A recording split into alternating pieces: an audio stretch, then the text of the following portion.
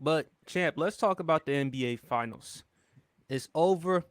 Boston Celtics have secured their 18th NBA championship. They are now with the most championships in NBA history, champ. What were your thoughts about the finals? What were your thoughts about Jalen Brown winning Finals MVP and so much more? Oh, number one, although I'm a Laker fan, you gotta respect the green and white. They're the most storied franchise in NBA history, man. Uh, a lot of trailblazing when you think about, the great Bill Russell and the Boston Five and everything of that nature. With the Boston Celtics, though, I hate to say this, I don't think it's going to be celebrated like it should among the NBA because they're going to look at it as, well, heck, this is what you were supposed to do. The path through the East was pretty much laid before you because a lot of the injuries that was going on. So the only thing you really had to worry about was getting the job done in the finals. You were favored to win. Plus, a lot of things went for you, which it's not their fault. You play who shows up.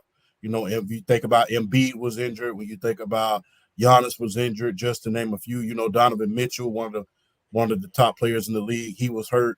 And then when you finally get to the finals, I just think that the Dallas Mavericks were overmatched by a superior team at that point. But one has to wonder, are people going to celebrate it like they did in previous? Because, like I said, the path was laid before them. Like I said, you play who shows up.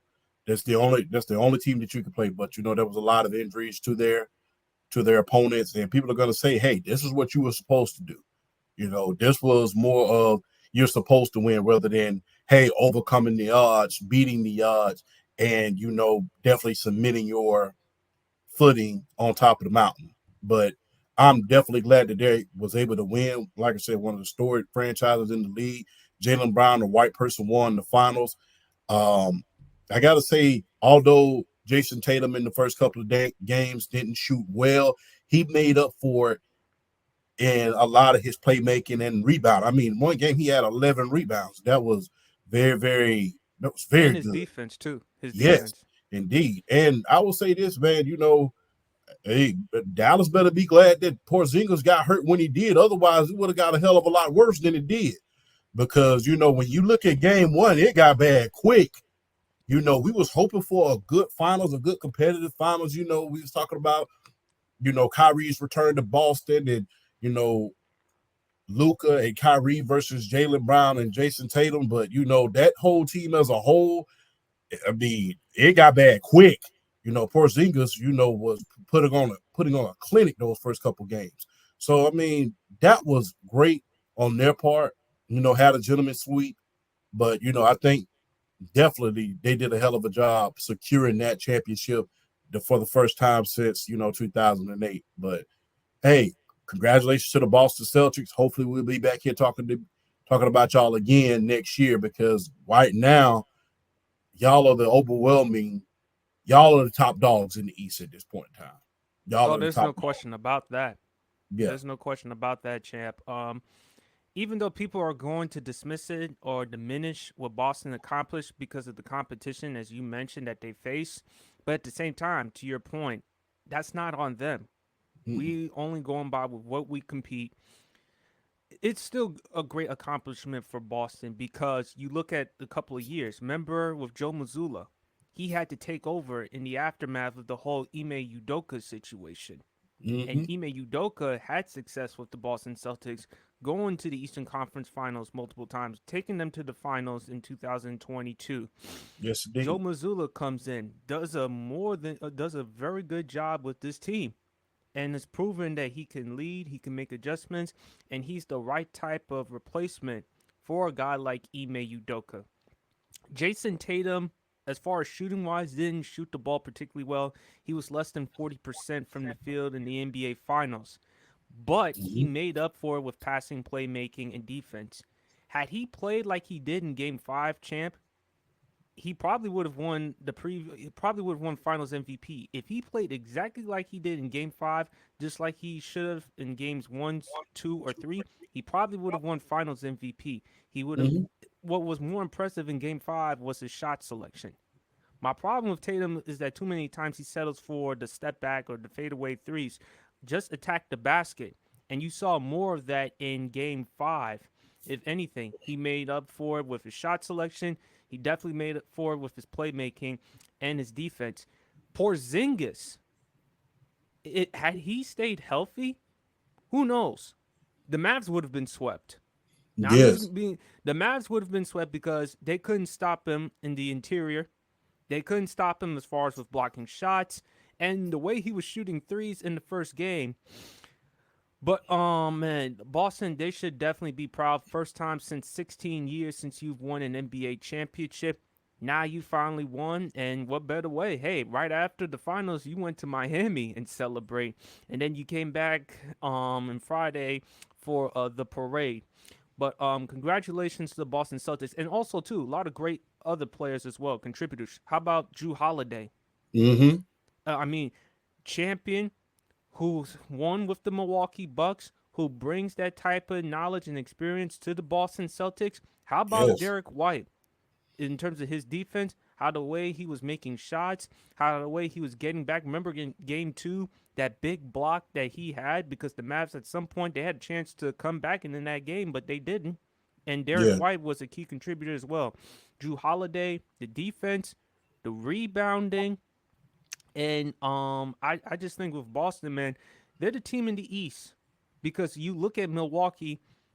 Look, Doc Rivers. I'll say it before. I'll say it again. He's gotten more opportunities than the Kardashians have gotten with men. I'm gonna leave it at that.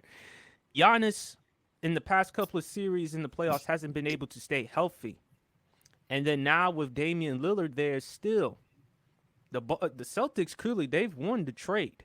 They've won the trade, and it ended up resulting them to winning a championship. As for Dallas, champ, look, Luca. Look, I wish Luca could have played better on defense, even though defense that's never been his forte. But at Mm-hmm. the same time, he didn't had enough help. Kyrie Irving didn't play particularly well in the finals. The only best game that he had was games 3 and game 4. But overall, I was kind of disappointed with Kyrie Irving's performance. What were your thoughts about the Dallas Mavericks? Well, number one, they need some serious help in the middle. They need some help at the power forward and the center position because if you like I said, if Porzingis had played all the games, it would have been bad quick. It would have got even worse than it did. So they need some serious help in the middle, and they need some defensive help as well as far as perimeter defense. Because yes, these are good offensive players that you have in Luka and Kyrie, but you need some. One of the big reasons why they lost was defense. And while we on the subjects of giving people credit, give a lot of credit to Brad Stevens, as well. Him being, at the head of the front office as well. And not to mention, give a lot of credit to Danny Ainge, although he's not there, knowing when to break up the big three in order to pave the way in order to get Jason Tatum and, and Jalen Brown. So big ups to those two guys, knowing to keep the dynasty together. There was always rumors that they were going to break up, especially after they lost the NBA Finals a few years ago with Ime Doku and that team that they had. But credit to the Boston Celtics for staying the course, turning off the outside noise, and knowing to keep that team together. And and big ups to Jalen Rose as well because he told us, "You do not break up this core group; you keep them together." So don't be surprised if we're back next year talking about this same team doing a repeat. Now, although we've had 6 different champions in the past 6 years, don't be surprised because, like I said, Boston is like a clear path on the East right about now. Everybody else is trying to really, really catch up to them at this point in time. Plus, there's rumors about Jimmy Butler may be leaving Miami at a certain point. He might be going back to Philadelphia, maybe coming to the Lakers. You just never know. But Boston has the most complete team, and I can fully expect to see them back here next year. They silenced a lot of critics at this point in time. They certainly did. They certainly did, and rightfully so. They're the NBA champions. Just major kudos to them. I underestimated Boston. I actually had the Mavs in 6 or 7 because I just thought that Kyrie and Luka would be enough. But collectively, Boston, they have a great unit. They play Mm-hmm. defense, even though Minnesota Timberwolves had the number one defense in the NBA, they're a younger, more inexperienced team than the Boston Celtics. So I think Boston had that advantage given what they've known to do in the East. And I just think with Tatum and Brown, Jason Tatum's going to get a big contract, 5 year, 315 something $1 million. Last year, Jaylen Brown got 5 year, 300 million. So I don't Mm, see those two breaking up. And Jason no. Tatum, rightfully so, is worth the money. He's top 10 player in the NBA. So I think with Boston, they have a bright future as long as they stay where they are and as long as nobody gets in their way.